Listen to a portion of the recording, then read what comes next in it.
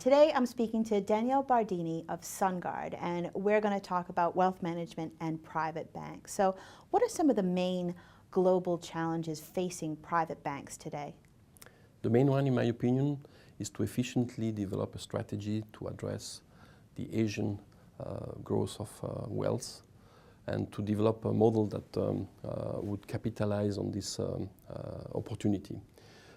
Now, the Western private banks that have entered into this market have developed a model that is more or less a cut and paste of what they've been successfully developing in their domestic markets. And this model attempts to address the newly created high net worth individual the same way as the traditional ones, and this doesn't work. At the same time, we see Asian banks starting to develop an appetite for the very same opportunity. In fact, they want to leverage the huge opportunity they have through the great number of retail banking clients that they are supporting. And this, of course, creates a very new competitive situation because those are the clients that traditional Western banks have been trying to address.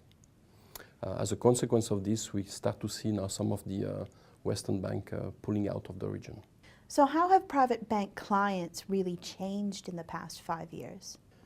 I would say private banking clients did not really change, but the context has completely changed. If you take, for example, the situation in Switzerland, one of the main private banking centers in the world, the pressure on banking secrecy, the new withholding tax that is going to be introduced at the end of the year for selected high net worth individuals from selected countries across Europe is changing completely the landscape private banks in Switzerland are operating. This is the real change rather than the profile of the clients. The clients remain the same.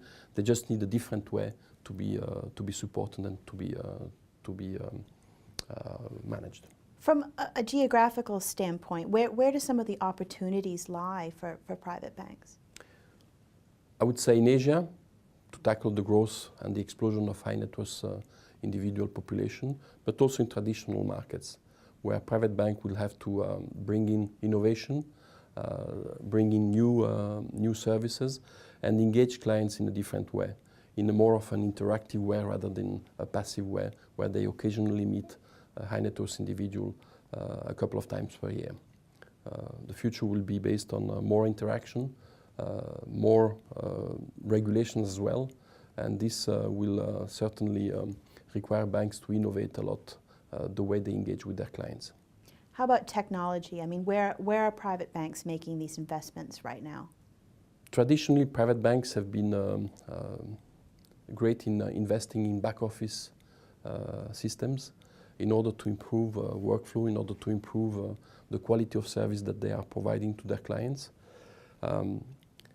We see now this becoming more and more as a commodity, and the focus has now switched towards front-end tools that would support the relationship managers in their daily interactions with the clients. Now, this requirement is valid across the board. It comes into different flavor. In Asia, it's more about bridging the gap between the legacy retail banking systems that are supporting the front-end relationship managers. There, the relationship manager really struggled to develop a 360-degree view of the client situation or even a portfolio evaluation. So the front-end focus would be more in these basic items.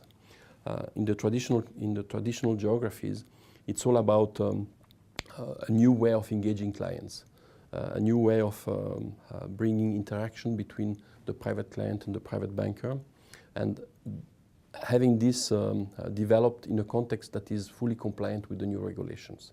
And these new regulations are really tightening up the way private bankers can discuss, can propose, and can work with their high net worth individual.